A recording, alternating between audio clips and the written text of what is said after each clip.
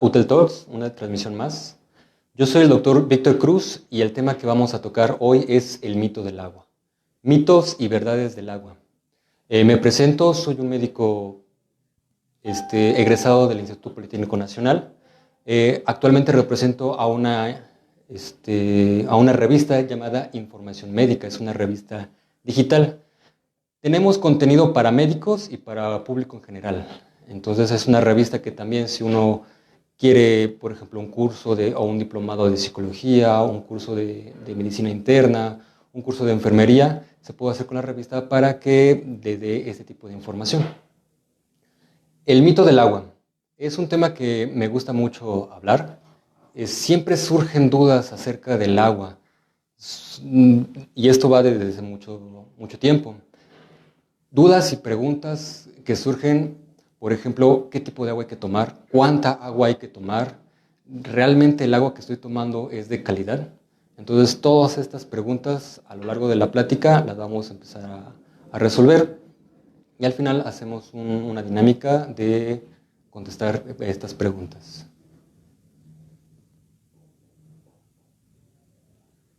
Vamos a empezar que el agua es el componente principal de la materia viva.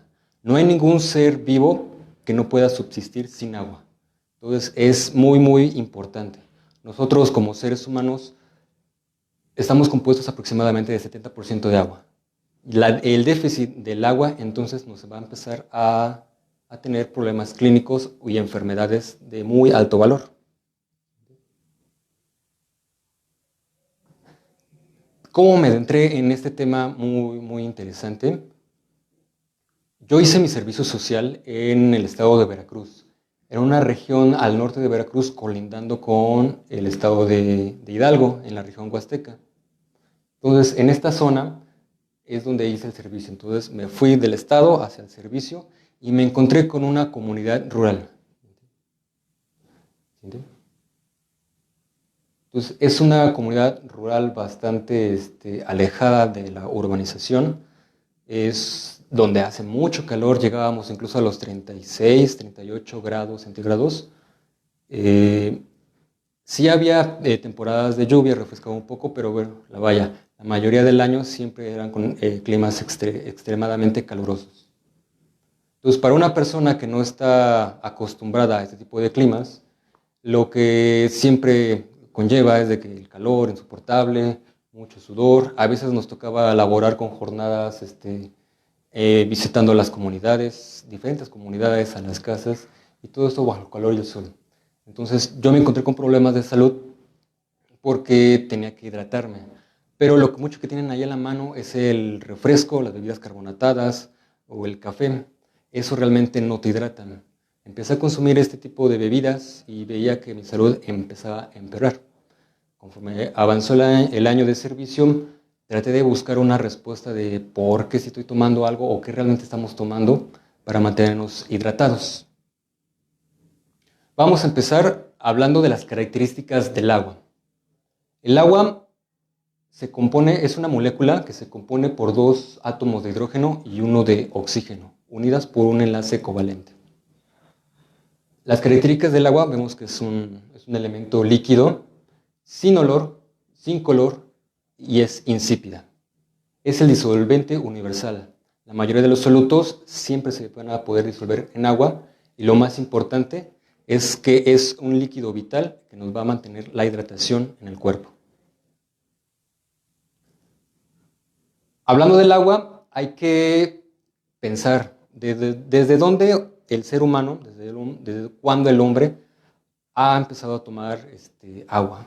Y vemos que el hombre siempre ha tomado, esto desde milenios y milenios atrás, años atrás, siempre ha bebido agua de los ríos, de los lagos, de los manantiales, lagunas, de las cascadas.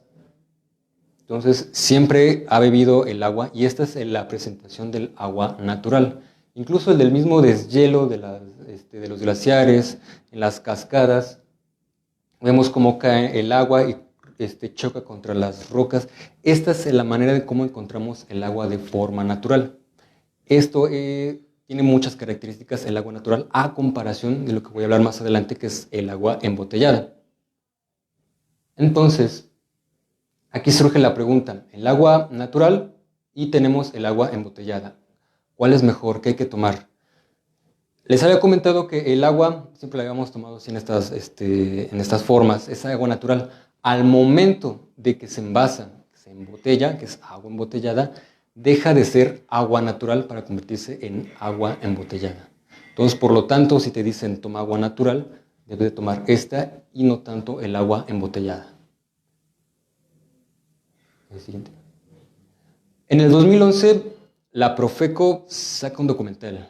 Yo vi este documental y me quedaron muchas dudas, muchas preguntas, y es un impacto social también bastante importante que va de la mano con el agua.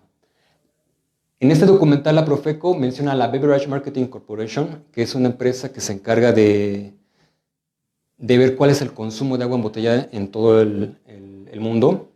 Y en este documental menciona que México es uno de los mayores consumidores de agua embotellada. Esto, del 2011 a la fecha, México se mantiene, no como el primer lugar, pero sí en Latinoamérica como uno de los mayores consumidores de agua embotellada. Y también menciona que cada mexicano aproximadamente consume 234 litros de agua embotellada al año por persona. Si vemos que es un impacto también económico para las familias mexicanas, pero también es un impacto ambientalista.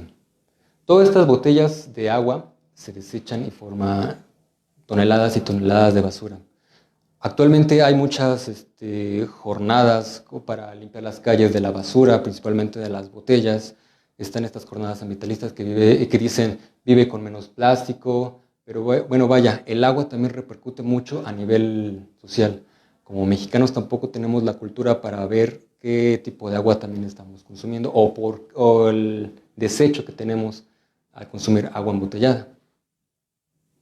Entonces, hablando un poquito también de historia, de este documental que sacó la Profeco en 2011, en el 85 la Ciudad de México sufre un sismo que dejó devastada toda la ciudad, la mayor parte de la ciudad, edificios caídos, las calles todas destruidas, deshechas, las unidades habitacionales. Entonces, en esta parte empezó a surgir una noticia, y esto es real porque lo comprobé con personas que las entrevisté que vivieron en esta época.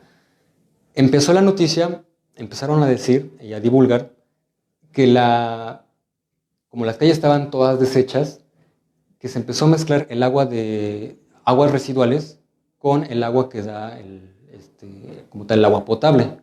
Entonces eso creó mucho pánico en las personas. Empezaron a decir, el agua del drenaje está contaminada o está mezclada con el agua potable. Empezó a crearse muchas noticias y como buen mexicano pues no las comprobamos. Entonces la gente empezó a consumir más el agua embotellada. Entonces, si ustedes preguntan o si tienen la duda, pueden decir, bueno, es que por ejemplo mis abuelos o mis papás tomaron agua del grifo y siempre hemos tomado o tomaron agua del grifo antes del terremoto del 85. Se crea esta noticia y la gente empieza a consumir el agua embotellada. Actualmente muchas personas, alrededor de los 35, 40 años, van a decir, bueno, no, es que a mí me tocó tomar agua del grifo y no había ningún problema. Actualmente siempre está este mito, otra vez un mito, de decir, bueno, es que el agua del grifo está sucia, no está tan contaminada, y obviamente el agua embotellada es más pura, es más limpia. Pero vamos a analizar estos dos tipos de agua, el agua natural contra el agua embotellada. Vamos a hablar primero del agua natural. Como lo encontramos en la naturaleza, el agua natural maneja un pH alcalino aproximadamente de 9.5 a 11.5. Si nosotros lo comprobamos con un potenciómetro, que es un aparatito para medir potencial óxido-reducción y pH en los laboratorios, aproximadamente lo encontramos con un pH de 9.5 a 11.5.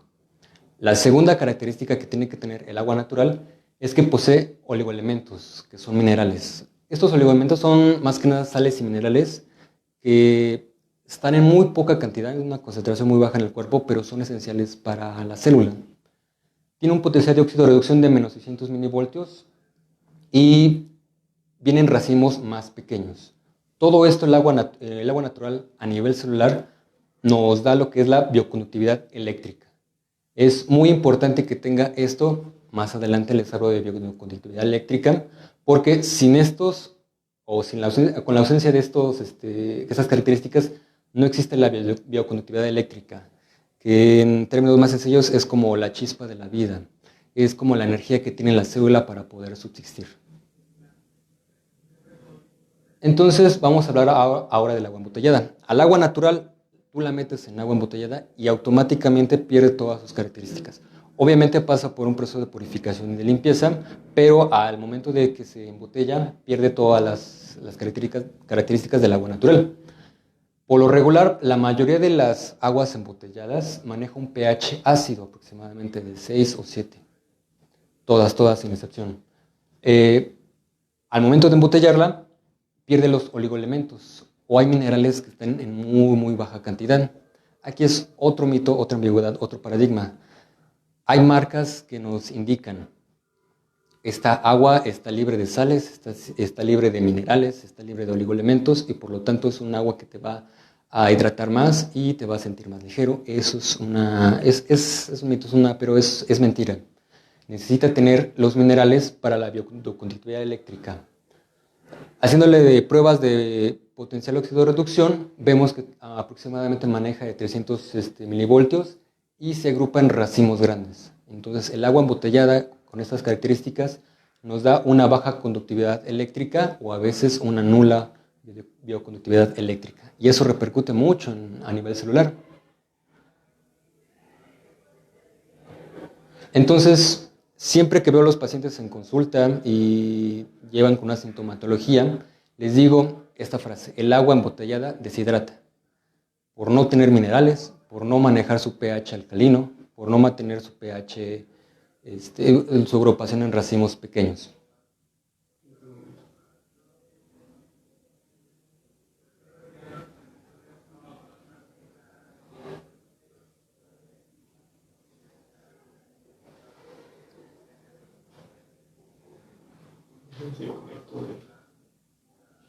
¿Sigo transmisión?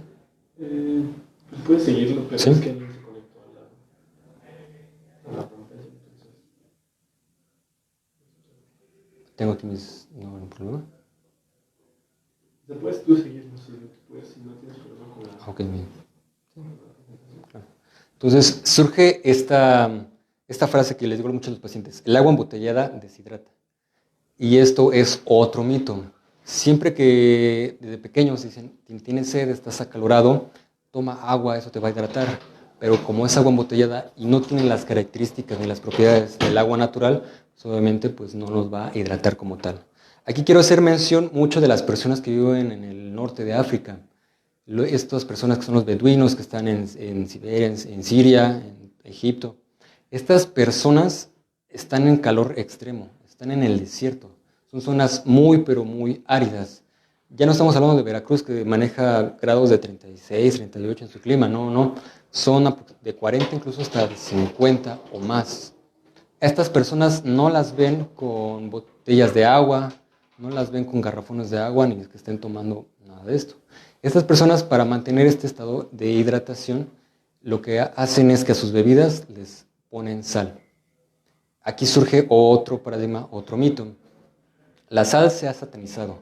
Muchos médicos siempre le vemos el feo a la sal, porque la sal aumenta la presión arterial. Actualmente en esta zona de África, en estos países, sí tienen hipertensión arterial, pero tienen unos índices muy bajos. Recordemos también que la hipertensión arterial, otro de los factores con los que uno puede contraer esta enfermedad, es por sobrepeso, obesidad, tabaquismo, alcoholismo, una mala dieta. Entonces, no todos se lo dejen a la sal. La OMS nos dice, recomendamos por lo menos 2 gramos de sal al día, pero mucha gente quita la sal de la comida que se hace, por ejemplo, en casa, cuando realmente el médico debe de recomendar 2 gramos de sal, pero que no sean de productos enlatados, conservadores, embutidos. Las cosas fritas es mucho contenido de sal.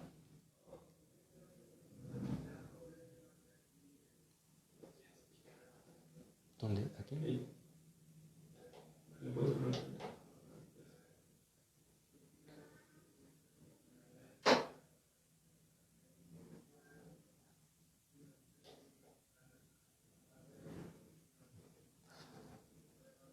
Ahora, hablábamos de la bioconductividad eléctrica. ¿Qué pasa si no le pongo sal? Bueno, si el agua no tiene estos sales y estos minerales que son pero bastante importantes. Como tal, siempre se genera una moda. Una moda de decir, bebe tus 2 litros de agua al día, bebe 1 litro de agua al mediodía, después te avientas otro litro. Bebe tus 6 u 8 vasos de agua al día y eso te va a mantener hidratado, te va a mantener fresco, te va a mantener alerta. Pero, bueno, se hace esta moda de tomar agua, pero sin minerales y sin estos elementos como el agua natural. Entonces, los síntomas, y ustedes los van a enumerar, porque muchos de los pacientes que han llegado a consulta los tienen. A veces siempre se los aquejamos de que están metabólicamente o bioquímicamente mal. Hablamos de glucosa, colesterol, triglicéridos, todos los elementos de la biometría hemática, y por ahí no va el asunto. Muchas personas dicen que si me siento muy cansado, recétenme unas vitaminas, algún medicamento, porque estos síntomas siempre van mucho de la mano con la ingesta excesiva de agua. Por al menos 6 meses empezamos a tener estos síntomas. Número 1, alopecia. Se nos empieza a caer el cabello, o el cabello se nos adelgaza y se nos cae. Naturalmente sí se nos puede caer el cabello, pero esto ocurre con mucho más frecuencia. Es que nos despertamos en la almohada, en el baño, se nos empieza a caer mucho más el cabello. Y esto, ojo, las mujeres siempre lo van a tener presente, porque las mujeres es más habitual verlas tomando agua que el hombre. Acúfenos se refiere a zumbido de oídos. Mareos, de la nada nos mareamos. Uñas quebradizas, el estado hidroelectrolítico ya se empieza a meter con procesos bioquímicos en este nivel y a las uñas las hace frágiles y quebradizas. Estreñimiento. Muchas veces escuchamos a gente, bueno, a personas ya adultas decir sufro de colitis, síndrome de intestino irritable, pero también es por la baja bioconductividad eléctrica que tienen las células a nivel de intestino delgado y grueso y nos dan problemas de estreñimiento o colitis como tal. Artralgias, empiezan mucho con los dolores en articulaciones, principalmente rodillas y lo que son manos. Más adelante estas artralgias se ven, evolucionan con codos, muñecas, hombros, incluso hasta tobillos. Ansiedad, ya en este punto los síntomas empiezan a agravarse un poco más. Vemos muchas personas con ansiedad, igual recibo muchas personas en consulta con ansiedad, con estrés. Las personas no pueden dormir, a pesar de que tienen y durmieron unas 8 o 10 horas, más de lo normal, dicen, no siento que no descanso. A pesar de que duermen, no tienen ese sueño reparador. Falta de memoria, ya no pueden concentrarse más. Aquí es cuando ya dicen, es que me duele todo, necesito unas vitaminas, necesito algo, y lo que nos lleva a algo que aterrizo, que es el síndrome de cansancio crónico. Sí me siento cansado, a lo mejor por mi jornada laboral, en lo que hago, pero esto ya lleva bastante tiempo y aparte tengo estos síntomas. Se conoce como síndrome de cansancio crónico que evoluciona a algo mucho peor. Evoluciona a algo llamado fibromialgia. La fibromialgia, la OMS la da a conocer en 1992 y es, en términos más sencillos, es todo el síndrome de fatiga crónica o de cansancio crónico más dolor articular, dolor muscular. Imagínense vivir cansado todo el tiempo, fatigado, y aparte que me duelen articulaciones más de lo común, que tenga dolores y espasmos en todos mis músculos. Entonces, incluso hay pacientes que se llegan a suicidar por este padecimiento que no lo pueden llegar a controlar. Le da más a mujeres, porque les había mencionado, pues se hace más el hábito de que las mujeres tomen agua. Entonces todo esto se debe principalmente a la baja bioconductividad eléctrica, porque el agua embotellada no contiene las características del agua natural, estas propiedades. ¿Qué es lo que pasa cuando lo vemos en consulta? Aparte de armarles una dieta, un seguimiento de detoxificación, de antioxidación, los recuperamos con suero. Si ustedes han probado alguna vez algún suero, cualquier tipo de suero, van a ver que ese tipo de líquido es salado. Entonces son las sales y minerales que contienen los sueros y que obviamente, por ejemplo, cuando se dio la epidemia de cólera, las personas de su estado de deshidratación o las diarreas y los vómitos lo recuperaban con suero. Entonces, surge la gran pregunta, ¿cómo es el agua que debemos tomar? ¿Cómo realmente es el agua que debemos tomar? El agua que debemos tomar es el agua natural, o al menos que cumplan las siguientes características que lo habíamos mencionado. El agua tiene que ser alcalina, con un pH de 9.5 a 11.5. Tiene que ser, además, estas características más adelante las explico con detalle, tiene que tener un potencial de óxido de reducción de menos 600 milivoltios, lo que más adelante voy a hablar, que sea agua alcalina reducida. Tiene que tener oligoelementos y sales minerales, principalmente sodio, potasio, cloro, cadmio, selenio, magnesio, manganesio, y debe reagruparse en racimos más pequeños. Todas estas características van a hacer que la bioconductividad eléctrica sea óptima para el cuerpo.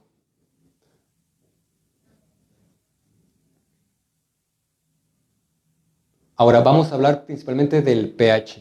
Entonces, les había mencionado que el agua debe ser alcalina, con un pH de 9.5 a 11.5. Y aquí vemos una tabla que va del 0 al 14, es una tabla colorimétrica de pH, donde el pH 7 es neutro. Si la escala se va o tiene tendencia acercándose al 1 o al 0, es un pH ácido. Si se acerca hacia el 14, es un pH alcalino. Entonces, el agua ácida, pues vemos de 9.5 a 0.5, pues ya empieza a alcalinizarse. El pH sanguíneo es de 7.35 a 7.45.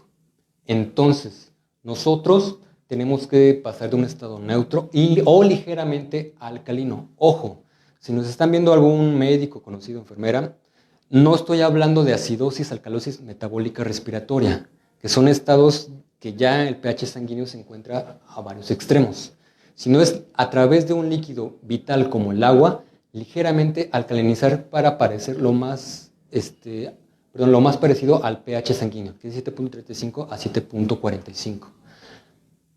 Muchas aguas manejan el pH aproximadamente de 5, 6 o 7 de pH.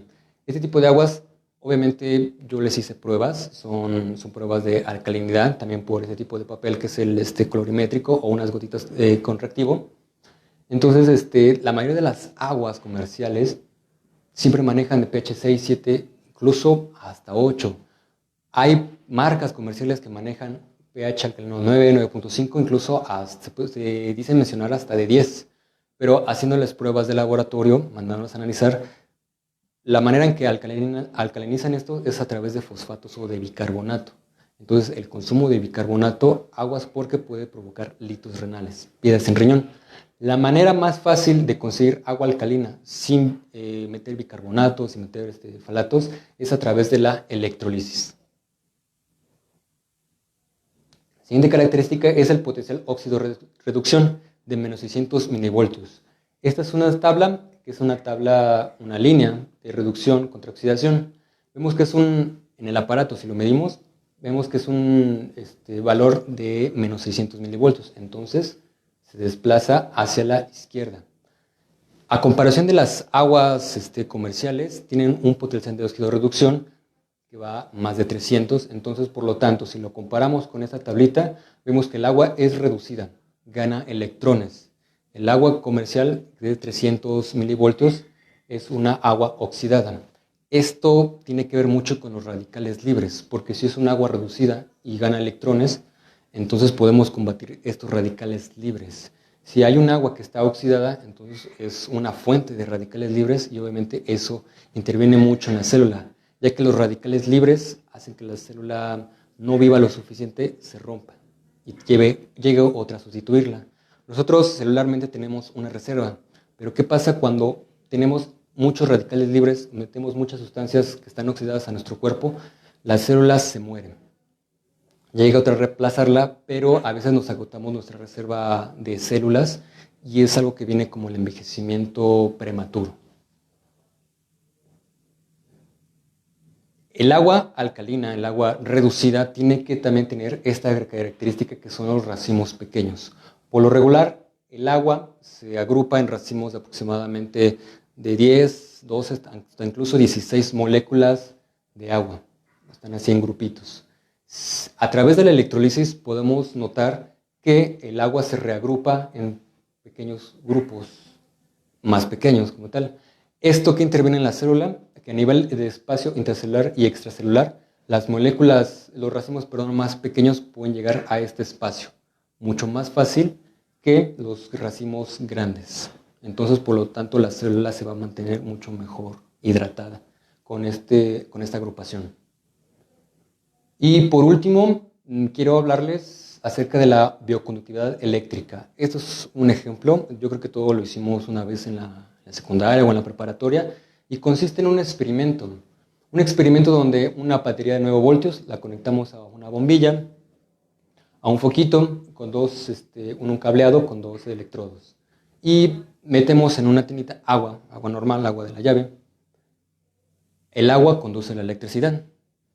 Entonces, si metemos los 2 electrodos al agua, vemos que la bombilla prende. ¿Qué pasa en este experimento? No sé si lo recuerdan. Cambiamos el agua natural al agua destilada. El agua destilada, obviamente, pasa por un proceso químico donde le quitan sales, o la hacen mucho más pura. ¿Qué pasa cuando metemos los electrodos a la tina con agua destilada? La bombilla no prende, o prende muy, muy, muy poquito. En este mismo experimento, con el agua destilada, nos dicen, agrega cucharadas de sal. Y cuando empezamos a agregar cucharadas de sal, automáticamente la bombilla empieza a encender, como encendió antes o incluso más incandescente. Eso es un ejemplo que les digo mucho a los pacientes. Sin los sales, ni los minerales, y ni las características del agua, que tiene que tener agua alcalina reducida, no hay bioconductividad eléctrica. Es la chispa, lo que les comentaba, la chispa de la vida.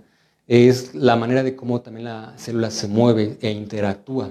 Es por eso que a nivel de cerebro, corazón y músculo tenemos esta sintomatología, la que ya se había comentado antes. Estrés, ansiedad, trastorno del sueño, mala concentración. A nivel de corazón, obviamente, también tenemos nuestras enfermedades cardiovasculares, y por músculo. Estos 3 órganos se rigen a través de esto, la bioconductividad eléctrica. El corazón es un órgano eléctrico, es por eso que podemos tomar electrocardiogramas. El cerebro, por eso pensamos, imaginamos, el músculo, por eso nos movemos. Es por eso tan importante de que si yo me habito a tomar agua embotellada durante 6 meses o más, empiezo con una sintomatología que me va a llevar después a falla de cualquiera de estos órganos. Para concluir, les quiero mencionar este señor que es Otto Warburg. Otto Warburg recibió el premio Nobel en 1931 por descubrir la causa primaria del cáncer. Y él dijo, todas las enfermedades son ácidas. Donde hay oxígeno y alcalinidad, no pueden existir enfermedades, incluido el cáncer. Si nosotros leemos a Otto Warburg en sus tesis, en sus proyectos que presentó para que le dieran el premio Nobel, él da algo que se llama efecto Warburg. El efecto Warburg lo vamos a explicar de esta manera. Las células cancerígenas, tenemos una célula mala, obtiene energía o quiere obtener energía. En el citosol, que es en el interior de la célula, activa una vía que es la glicólisis anaeróbica. Anaeróbica quiere decir sin oxígeno. Entonces, glicólisis es rompimiento de glucosa para transformar energía sin oxígeno. Entonces, en el citosol de la célula cancerígena se empieza a producir energía sin oxígeno a niveles y concentraciones bastante elevadas. Lo hace así para obtener energía, pero debería hacerlo a través de la mitocondria por el proceso de oxidación aeróbica de piruvato. Pero lo hace obtiene energía a través de la glicólisis anaeróbica y por la oxidación aeróbica de piruvato. Entonces, la célula, digamos que se empieza a fermentar solita. Entonces, con la glicólisis aeróbica y procesos de fermentación láctica, esto crea en la sangre, en el tejido, en la célula, un microambiente de ácido celular. Aquí quiero hablar acerca de la inflamación crónica persistente. No es de que todos estemos hinchados fatal, sino que a nivel celular, a nivel biomolecular, tenemos esta inflamación por este microambiente ácido celular. Y regresando a lo que decía Otto Warburg, Digamos que el principio de todas enfermedades, o uno de los principios, es una teoría también, pero pues es válida, de que si yo tengo un cuerpo muy ácido y lo mantengo durante mucho tiempo, empiezo a tener enfermedades crónico-degenerativas. Ya les había hablado de los síntomas pasados, pero pueden evolucionar a contraer, por ejemplo, enfermedades como diabetes, hipertensión, enfermedades inmunológicas. Después ya se empieza a meter mucho el cuerpo y el organismo con hormonas, como tiroides, suprarrenales. Hay mucha gente también con ovario poliquístico, que también son problemas hormonales que tienen las mujeres, la incapacidad que tienen ellas para poder procrear. Y el más avanzado de estos, con con el ambiente ácido celular, que es el cáncer. Por mi parte es todo. Espero que la mayoría de las preguntas se hayan contestado. Si tienen alguna pregunta, pueden hacerla, no hay ningún problema. Tenemos unas preguntas. Claro. Comentan, sé que el agua embotellada pierde los minerales naturales que el cuerpo necesita y el plástico influye también en su cambio natural. Sí, sí, porque al momento de que envasan el agua natural, yo había leído que les ponen nitrógeno, una gotita de nitrógeno para conservarla, para que mate algún microorganismo, para que no crezca alguna cepa micótica o moho. Si tú tienes una botella de agua embotellada y tú la quieres conservar, 4 o 5 años después tú la puedes tomar, pero te vas a ver a plástico. Entonces, justamente el PET, lo que reciclan también del PET, y si el agua también está conservada, embotellada de ya bastante tiempo, hablamos unos 2 o 3 meses, puede influir en que esos elementos del plástico se le pasen al agua y eso es lo que te tomas. ¿Puedes repetir la cantidad de agua que debemos de beber a diario? La cantidad de agua que tenemos que beber a diario es dependiendo de las kilocalorías que nosotros tengamos o necesitemos. Por ejemplo, si una persona necesita 2.000 kilocalorías, obviamente necesita 2.000 mililitros de agua. Entonces va relacionado. Aquí le digo mucho a los pacientes porque siempre hacen también esta pregunta. Es algo que realmente requiere el cuerpo. Hay algo llamado TAVIAD, es también otro tema, otro mito, otra ambigüedad.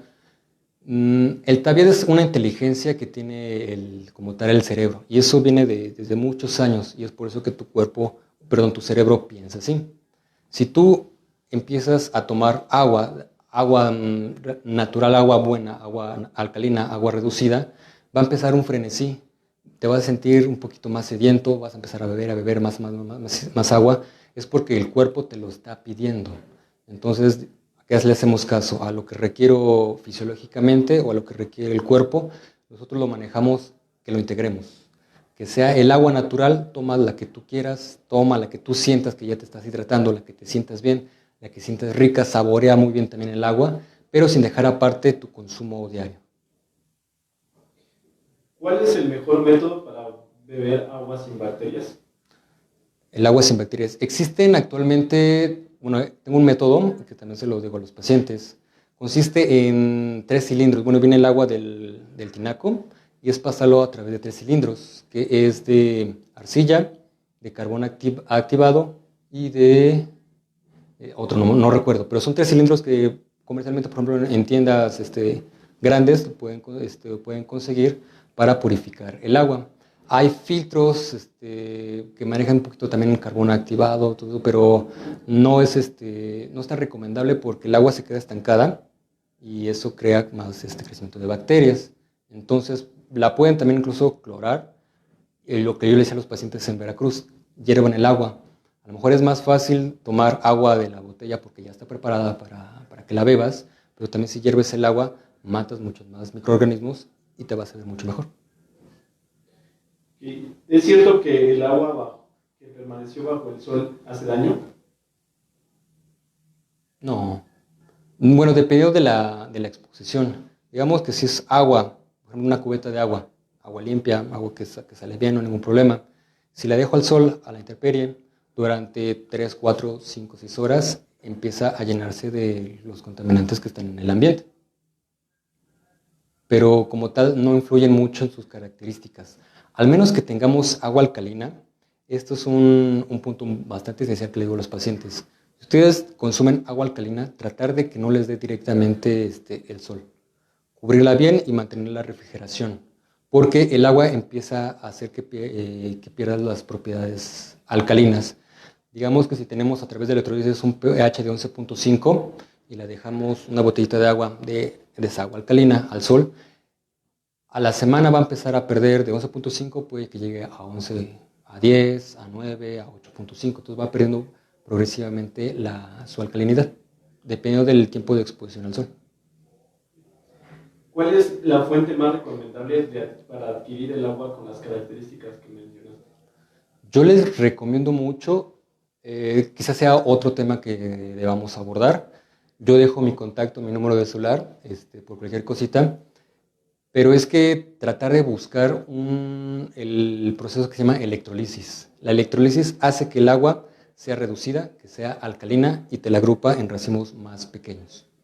Entonces, bueno, es otro tema que también puedo hablar. Por cuestiones de tiempo no lo puedo desarrollar, pero sí, el método más importante y el que te puede dar agua alcalina, agua reducida y que se agrupa en racimos más pequeños es a través de la electrólisis. Una última pregunta, ¿cuál es el tiempo correcto de ebullición?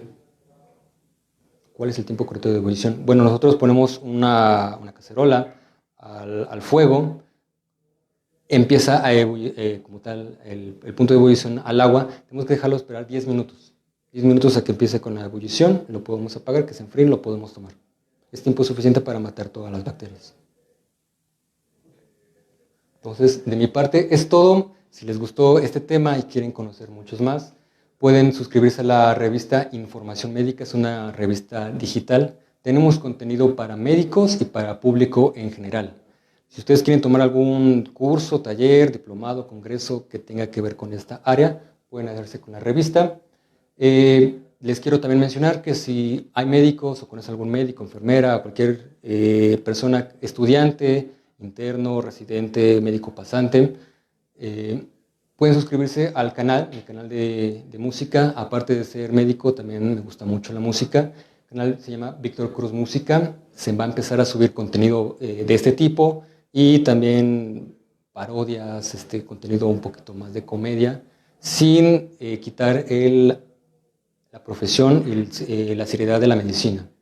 Yo agradezco mucho a UTEL por darme este espacio, dejo mi contacto y nos vemos hasta la próxima.